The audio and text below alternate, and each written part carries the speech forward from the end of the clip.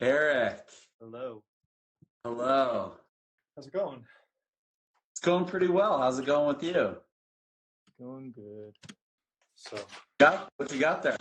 I am going to be drinking. This is some Chopware from when we were in high school. It's from the mid 90s. Okay. That's an aged tea. Aged tea is my thing. I know, I picked up on that. Abby, this is a conversation between me and my friend Eric, and we are friends from a long time ago, and we have recently reconnected, and we had a nice conversation about meditation the other day, and so we're going to have another one. And we decided to do it on Instagram Live, and that's what's happening. That is what's happening. So, tea is actually a good segue into meditation because it's, you know, different cultures do tea differently. Like Japanese have a very elaborate ceremony that they do. So in that case, it definitely is about the ceremony. But in the way that I do it, which is called just gung fu tea, it's really just the art of brewing tea leaves. So just like a chef learns to cook certain foods, a tea person, we learn to brew leaves, you know? So, but the reason that it's a great segue to meditation is because in order to do that, you're working with one ingredient and you really have to learn to listen. You know, there's a lot of subtlety that happens when you're working with it. So like how long do you keep the water on? How hot is the water? And how does that affect the brew? And then how are you going to adjust in the next steeping? Because it's all about multiple steepings as opposed to just like one 5-minute long steeping. You do multiple short steepings, and the tea has a period of time over which it opens. So in the beginning, it's going to be lighter, and around the fourth steeping, it'll be darker. So it's like a conversation that you're having with the leaf. So this is the color. Nice. Yeah.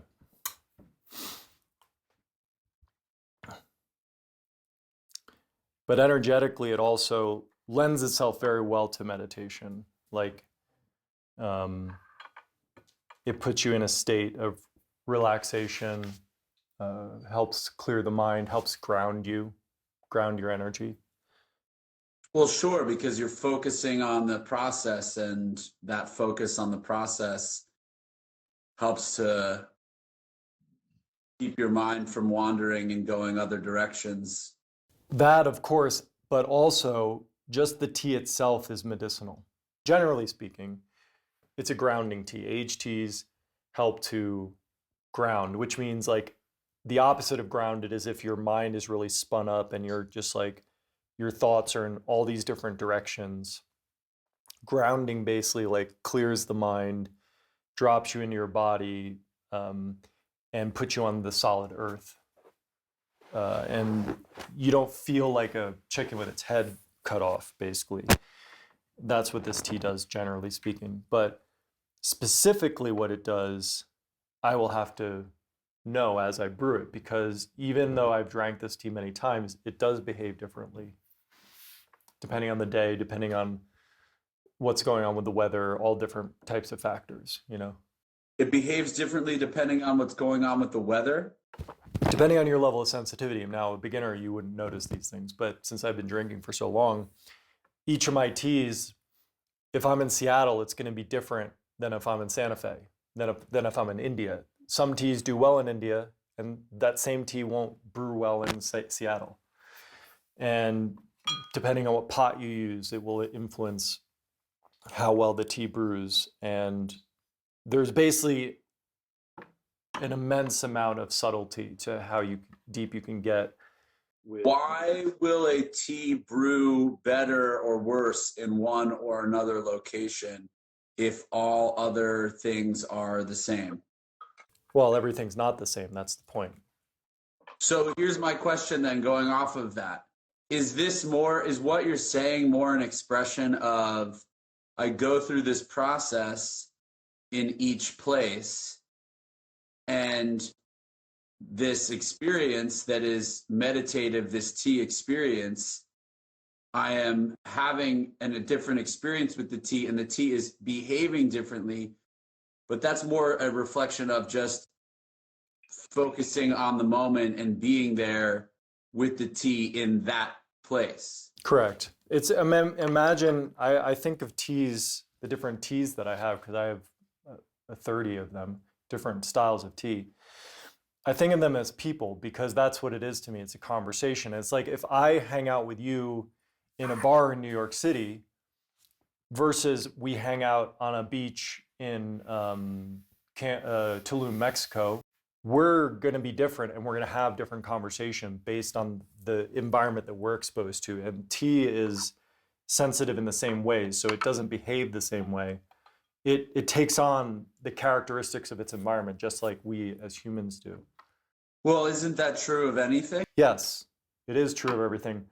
So you can do this type of practice with anything. But the benefit of the reason that tea has been used to do this, well, the problem with alcohol is it actually dulls your mind. Well, for you, maybe. We are right. I can't really speak on the subject because I don't work with it. But yes, I mean, yeah, sommeliers, people who create wines, they develop a certain sense of sensitivity where, they can tell the types of things from taking a sip of wine that is just astounding, right? What was the weather like in the year where this was made, or where did it come from, or, how many geese crapped on the crop that year, whatever. I mean, the geese crop scale. Exactly, So yes, you can do this process with anything. The key is consistency. So how do you maintain consistency? Well, when I say consistency, the key is that you show up consistently to do the practice. Right. And that's the same with meditation. Like there's no right or wrong way to meditate. The wrong way to meditate is to not do it. The right way is to show up and do something. Because people often get this misconception that meditation looks a certain way. You're seated in a seated posture, you're silent, you have your eyes closed, whatever it looks like. But there's this common picture. And I think at the level of mastery, yes, they all end up looking the same way. But when you're just starting off, the most important thing is that you do something. Right. So for you, drinking a beer and having a special glass for it and having a ritual, that is a type of meditation. It also I've heard similar said about productivity, and productivity really is just trying to gear, I think, a meditative state towards output, right? So I think with productivity there, I've heard, just go to the place where it is that you do the work and just do one thing. People have a lot of trouble self-motivating to sit down, especially if it's creative work or especially if it's unstructured work. People have trouble doing that. And one trick that people sort of pass around and believe works is you just have to do it. You just have to do something. You just have to sit down, go to the space where you make your work happen, go to the area of your house where you write if you're a writer, go to the piano if you're a composer.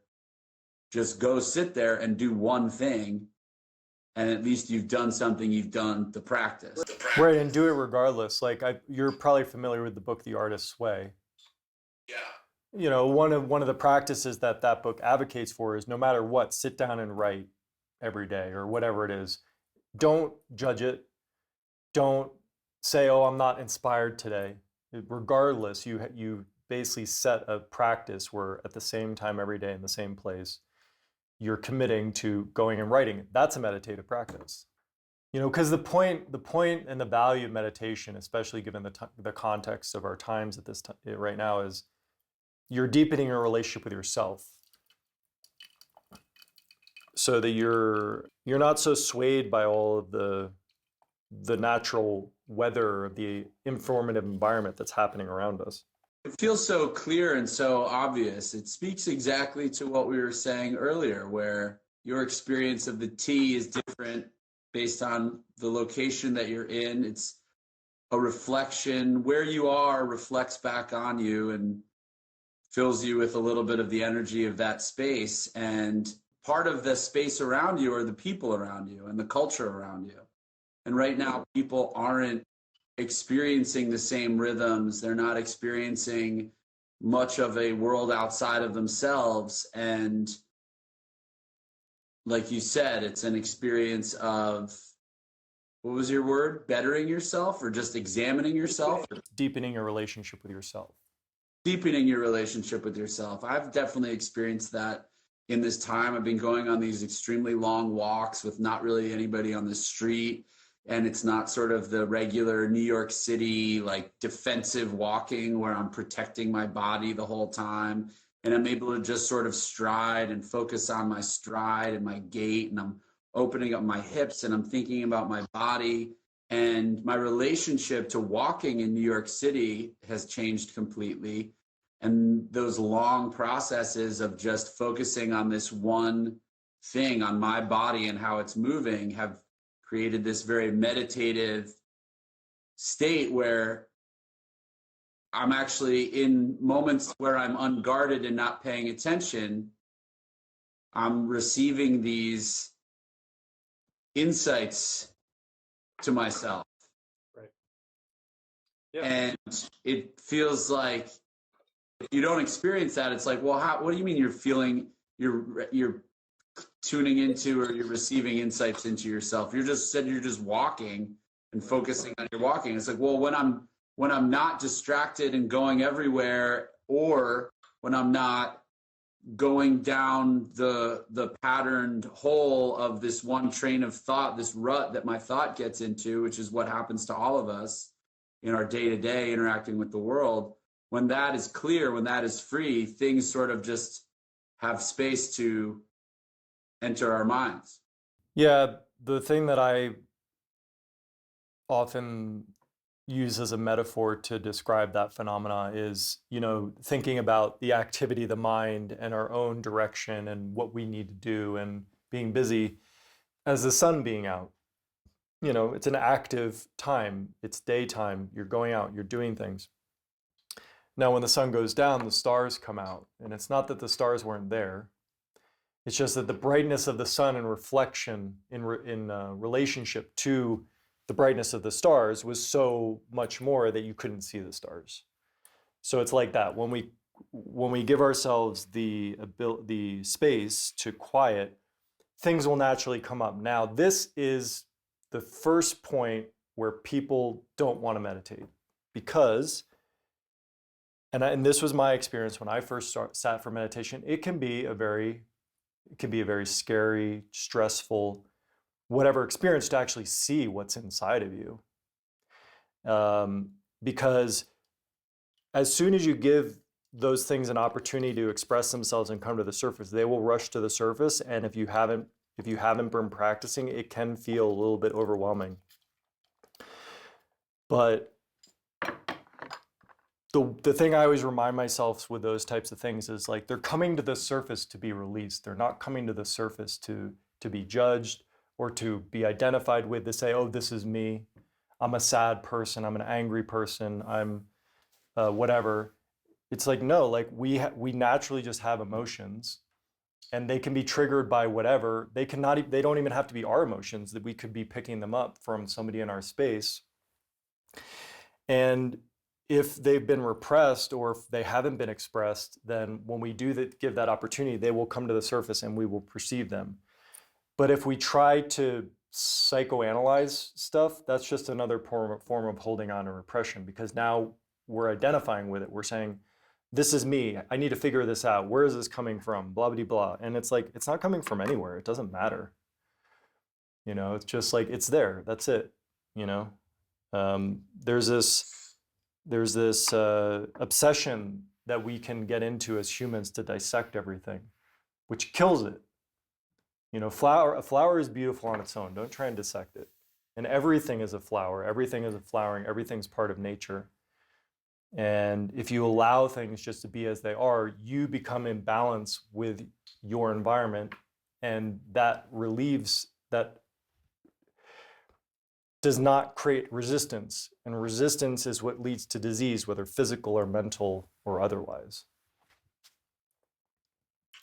This maps perfectly onto improv comedy as well. You say the things, these things, there's no judgment attached to these things that just come up and just are, they don't come from anywhere.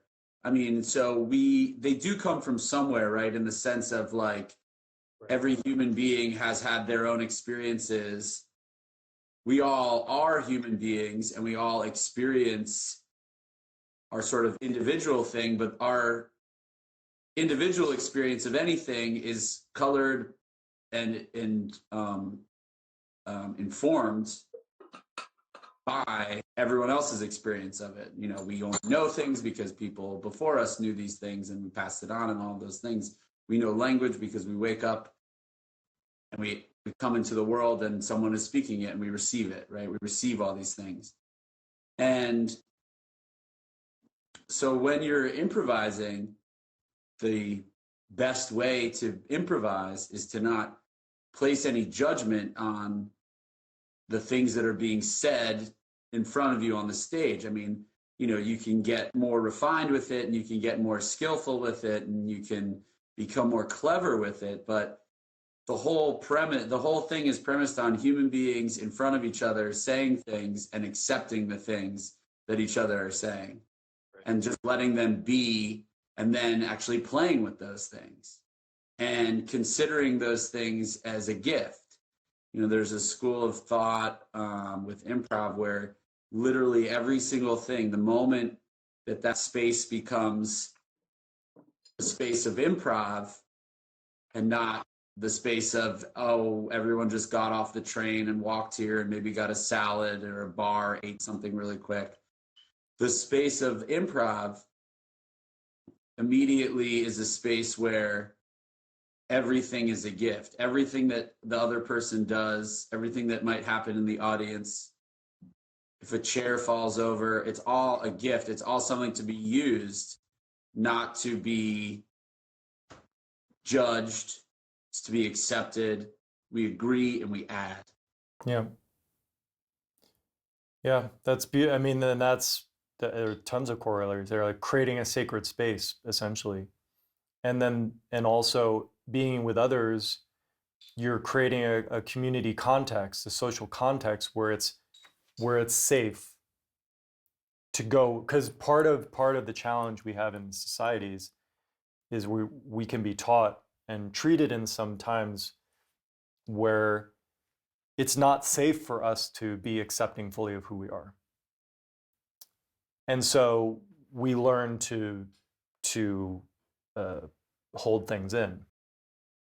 So creating a space is really important because an agreement between people that not only am I allowing myself to be who I am, but everybody else agrees to allow each other to be who they are, right, and be accepting of that.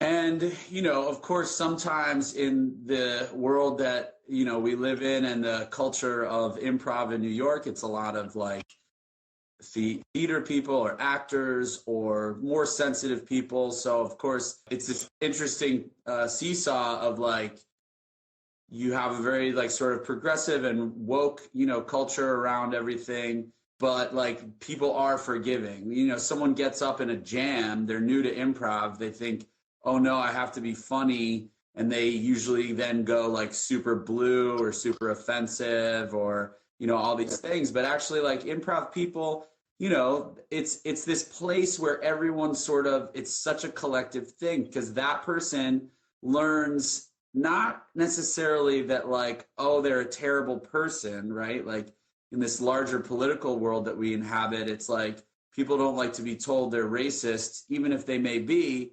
They just don't want to hear something bad about themselves. Nobody wants to hear something bad about themselves. It's not like that. It's like, but the collective, the pressure of the collective, which I think is like a positive pressure, is one of like, we're not trying to push you away. We're trying to say, hey, everyone here feels like this way. This is the energy of everyone here. And so there's this sort of cultural pressure you can see sort of applied to people where, you know, it's tricky to say better or worse about anything, but where people's sensitivities become more aware. People's when you're listening, when you're told you should be listening and accepting things, and then you hear through your listening that, like, oh, maybe I am sort of on a different wavelength than everything else. You then accord your wavelength to the one that's stronger. Yeah, and that's another beautiful corollary between meditation, because meditation, improv, these are deep, these are lifelong journeys. Like, this isn't something there, it's never ending in terms of the level of depth you can go with the craft. And so it's not only about your own individual journey with the craft, but it's also, at some point, you become an elder, you become an ancestor, you become a guide for the younger crowd coming in. So your role, so that's also part of the learning of improv or meditation or anything where you've become proficient, because some people get to a point of expertise and they become egotistical about it, and therefore they judge the younger people for doing something wrong, and they approach it like, no, this is how to do it. So they're missing the lessons that are there for them at the time of being an elder, which is to hold space and recognize, I've been there, I was on that part of the path too. And the way that you learn improv, the way that you learn meditation is, if you have it in your mind that there's a wrong way to do it, you won't ever enter the circle. You'll sit on the sidelines, and there'll be this desire within you to do it, but because of your fears, or because somebody maybe told you that you couldn't, you don't start the journey. But the most important step is to put yourself in the arena and be willing, like, especially as a beginner, you're a student, recognize you're a student, be willing to look like an idiot, because there's no right way to do it, you know. And the whole point of improv, the whole point of meditation, and the whole medicine behind it is to erode away the ego, erode away the part of us that resists being present in the moment and responding not from a place of the past, because that's what you talk about in improv. The critical point is accept everything that is. Lack of acceptance is not being present, because the only way you can't accept something right now is if you have something outside of this point, outside of this time, that you're bringing into this moment. This is why children are naturally accepting. They're not burdened with memory and burdened with something that may have hurt them or whatever. And the way that we move through these, the way that we kind of heal from these traumas that happen to all of us, it's part of life, because there's a stage of life where we don't have psychological protection, right? So we get hurt. And so the way that we move through these is allowing those things to bubble up to the surface to be expressed. And, you know, I think I've talked to you a little bit about how I feel about fear and the way that we work through fear, and how fear is so powerful with regards to improv.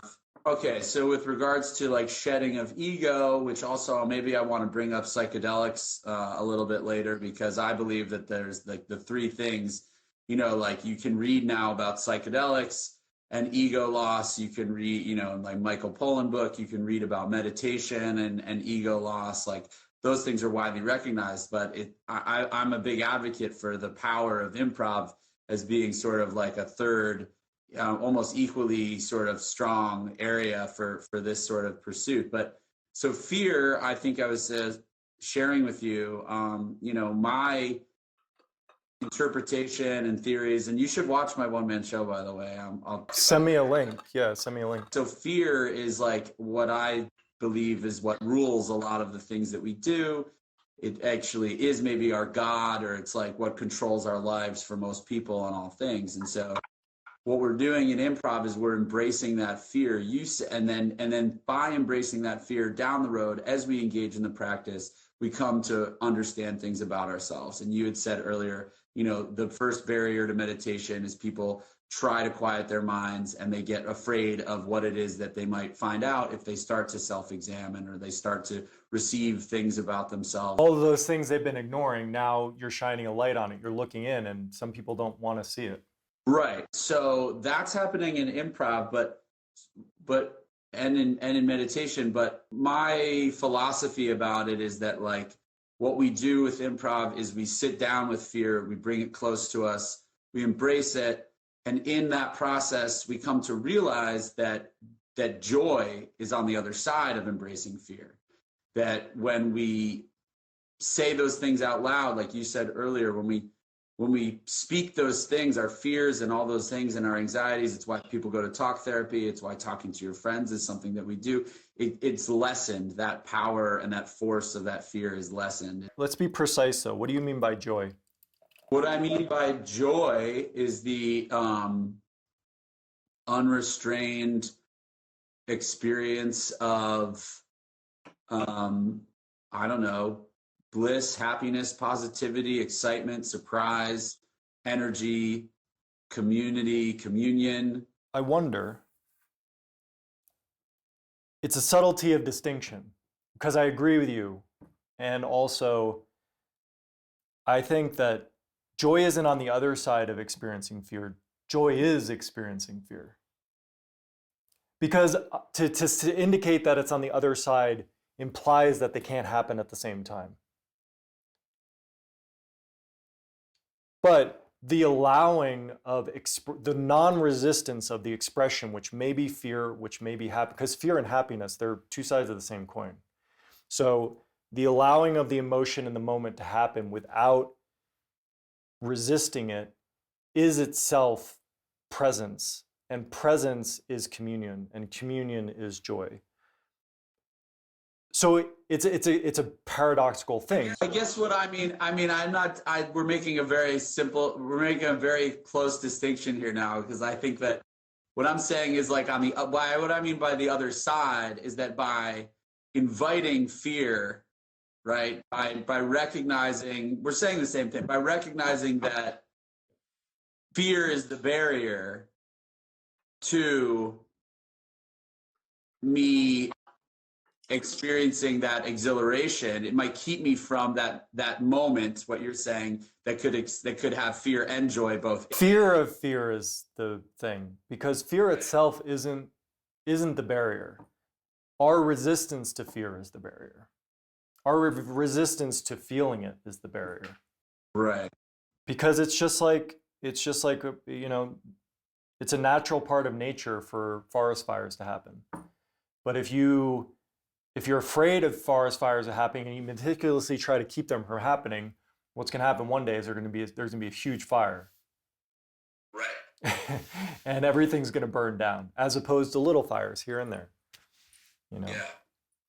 In the morning during my spirituality improv show, I try to thank things, and I thank negative things. Yeah. Because what is negative and positive except a perception? And our perception, if we have any experience, especially at this time in our life, I mean, we've definitely experienced a point at which something we perceive positive now, at some point we perceive negative, or vice versa. So perception is a very tenuous thing. So that can't be the anchor. If we try to anchor our identity on perception, we're lost. And we're very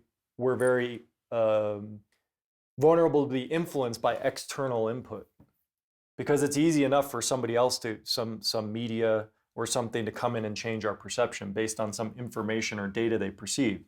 But if you're tuning into things at a more intuitive level that's beyond the mind simply processing data, you can't be as easily controlled by external factors.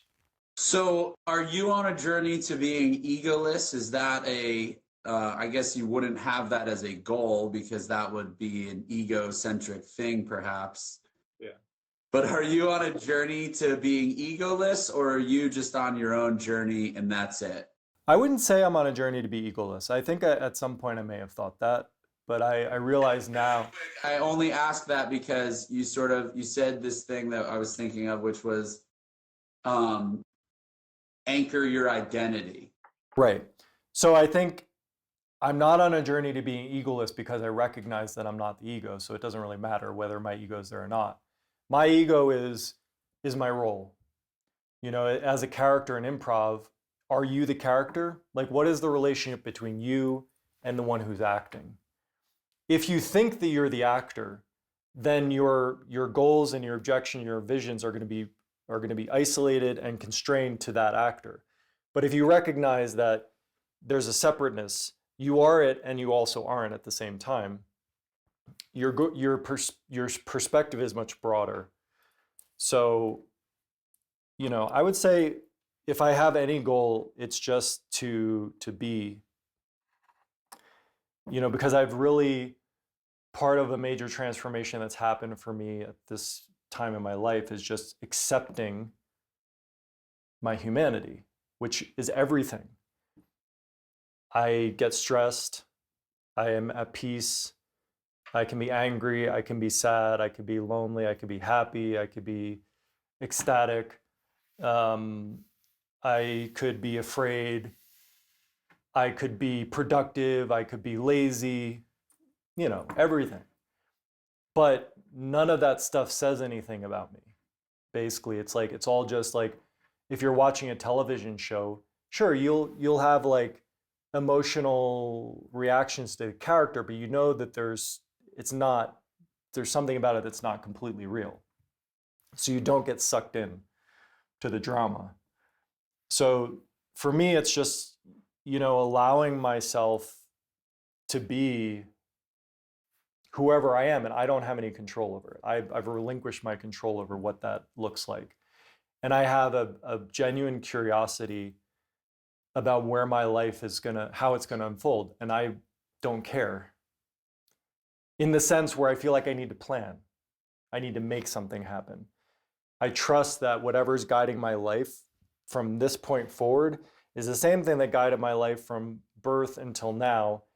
And I'm happy with everything that happened up until now. So you don't have a plan for 2021? You don't plan your business, you don't plan your investments? There's planning, but there's planning as the character, right? There's like the character plans. But what's my relationship to the planner? Right? Like, am I really planning? Who am I? This is the question. Who am I?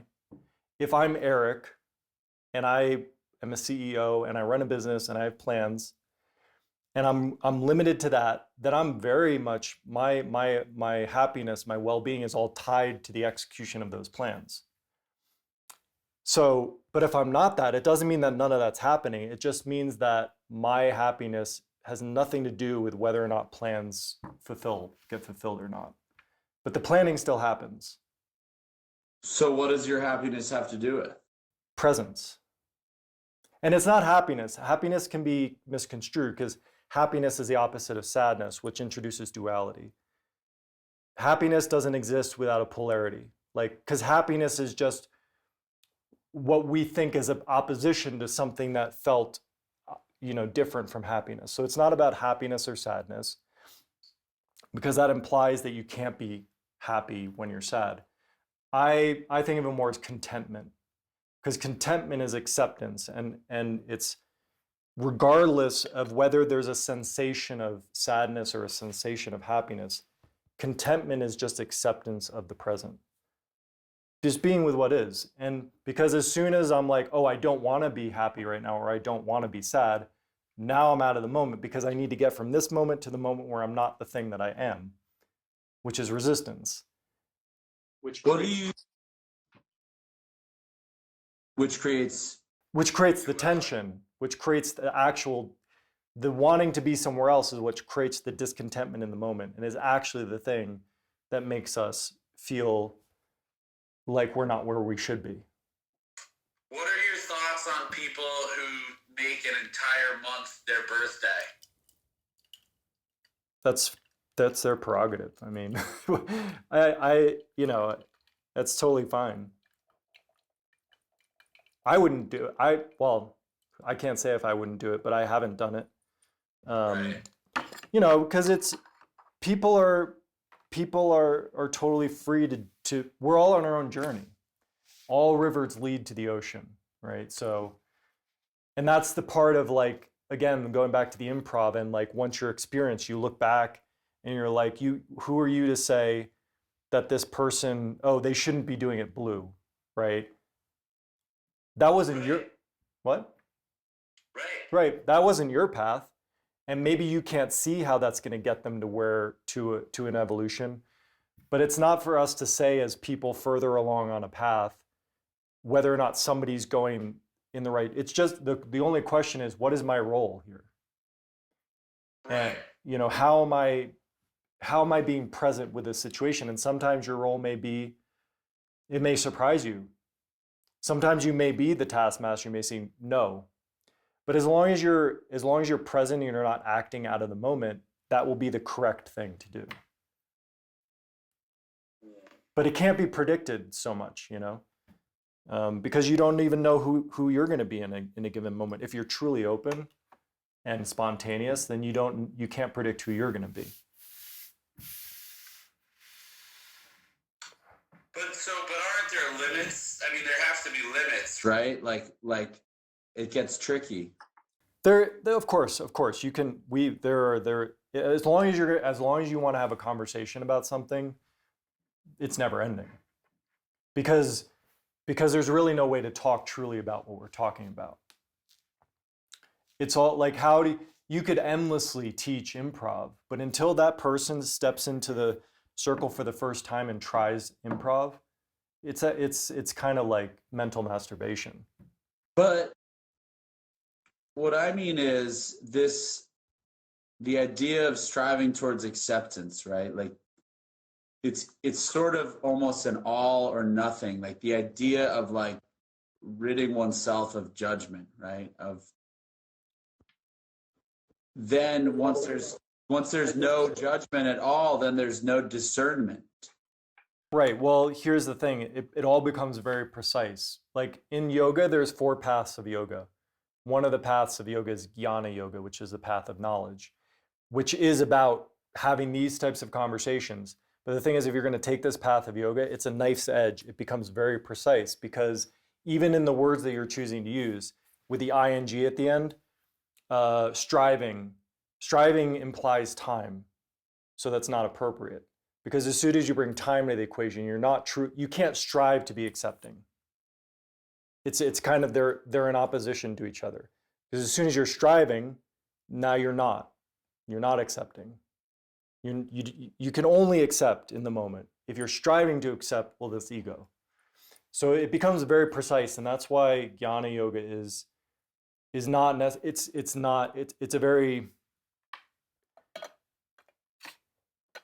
it's a more challenging, it's hard to say exactly, it's a more challenging path of yoga because it's so easy for the mind to come in and trick itself that it's actually doing something spiritual when it's not. Isn't that so true of our culture?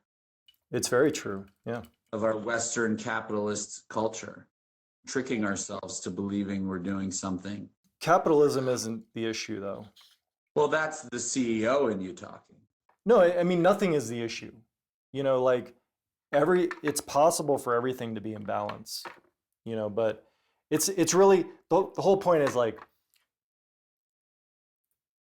where does this quote come from? I think it's Gandhi.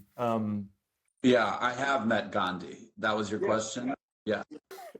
It's the quote is, be the change you want to see in the world. And it's become a bumper sticker, so it's got some like weight to it at this point and some dust on it.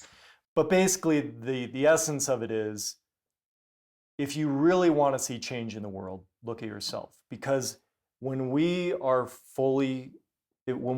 who we are meant to be truly,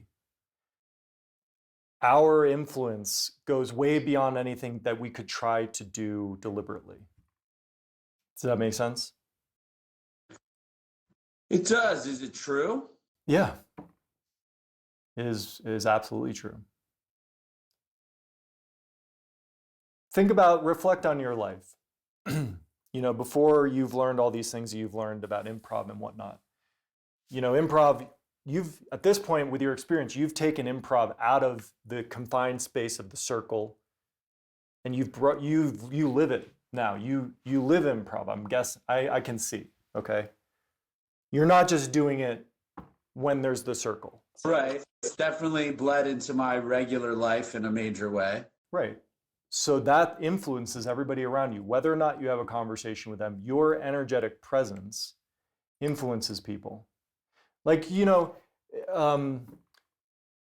can feel people's energy. I'm sure you have practice with this. And when you're standing next to somebody in the supermarket, if you know what day they're having. Of course. Now, when they're walking around in the world like that, they're influencing the people around them, even though they're not necessarily interacting with them. And then the people they influence others. It's like a flame to a candle's around. And so are you putting out a healing energy into the world, or are you putting out a fear energy into the world? This is the fundamental question. And so if you're doing a cultivation practice within yourself that deepens your relationship to yourself, deepens your level of contentment, and you don't need an external thing to tell you whether or not you're content, you become a flame of hope in times like this, when the people who are looking for external things to support their level of contentment are lost. Because so much of their outlets have been removed by the situation. So people who have their own internal flame that keeps them content can help light other people's candles at this time. Whether or not they intend to do it or not, it just happens. How fitting. How many tea steeps have you gone through over there, buddy? I think this is probably 10. Does the tea, like gum, lose the potency of its flavor over time? Yep, it has an arc. So, it'll start off light, and as it opens up, it'll come to a peak and then be its strongest in terms of flavor and color for a period of time, and then it'll come back down. But with really good tea, the energetic arc continues, even though the flavor profile comes down. So the energy will continue to be strong. Even though the color gets lighter and the flavor isn't as intense. That sounds to me like a philosophical thing and a mental thing, where you are saying sort of, if the attention to the practice is strong, even though truly physically the effects of the tea are less because there's less properties of the tea left, that the energy is increasing because of the sort of strength of the practice? No, I think it's both and. I think there is a concept, an aspect of the practice, but it's also just the medicine itself. Because energy is separate. Like activity, like for example, you can have an intensity. Like I was watching an acting course on masterclass.com, and one of the examples was like a common mistake a beginner actor would make if they're trying to express something intense is they'll think they need to move more. Like this. But then I think it was Kevin Spacey's like, you just don't move anything and deliver the intensity. Right? And that's energy. When I'm asked to cry at an audition, I shake uncontrollably and then throw myself out the window because I'm not a very good actor, and I think that is what will get me the part. Yeah, you're like, punch me in the face, I'll do it.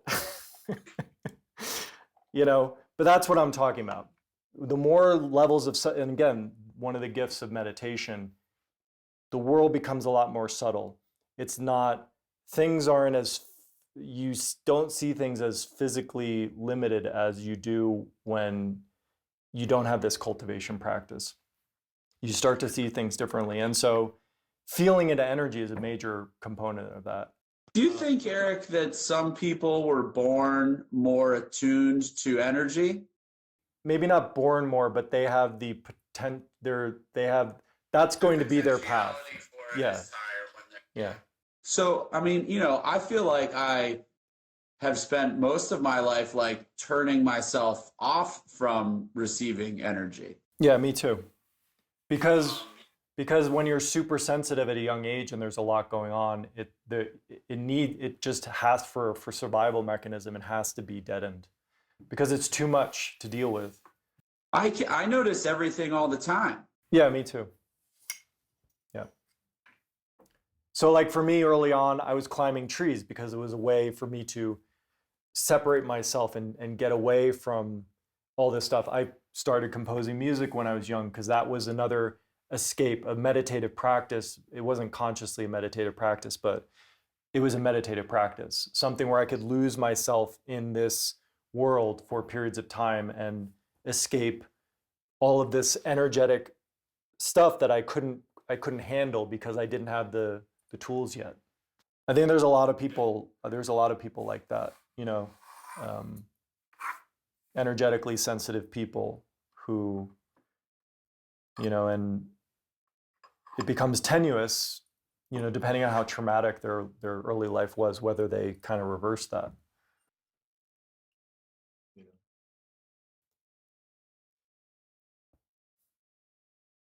How do you think our conversation has gone, Eric? Great. What's the rest of your day look like? I'm going to shoot some videos for Member Mouse, and I have a couple meetings later this afternoon in relation to my new tea course that I released online. It's live right now, but I've only opened it up to friends, but it's going to go public next Friday. And so I'm working on the team who's building the website. We're going to have a conversation about the pages that need to be built, et cetera, and some of the marketing stuff. Cool. Yeah. How about you? Well, I have this show at 5:30, where I drink beer and I do silly stuff with people. So I have that at 5:30. That's for an hour. And then the world is my oyster, my man. And by the world, I mean my apartment is my oyster. Yeah, that's cool. So who knows? And then tomorrow I'm going to go on a big hike. So do you drive out of the city for that? Yeah, I'm going to drive like 2 hours out of the city. Cool. Well, that'll be fun. It will be. Well, I wish that you could be at the table here and have some of this tea. Dude, whenever we can fly again, I mean, I guess I could right now, but whenever we can fly again, I will be there, dude. Perfect. Oh, yeah. I look forward to it. I do as well. And I think that you and I and our audience, well, they'll get back to us and let us know if this is a thing. Yeah. Well, I'm always up for drinking tea and having conversations, so there's no shortage of opportunities. I'm always up for drinking beer and having conversation. Perfect. So yeah, you let me know if people are interested in what's been. What is the?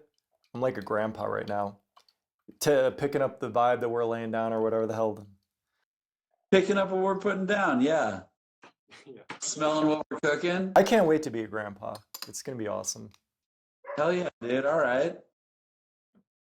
I can't wait till you're a grandpa either. All right, my man. Well, it was lovely to talk to you. Yeah, you too. Enjoy the rest of your day. Oh, you too, baby. All right. Bye-bye. Later.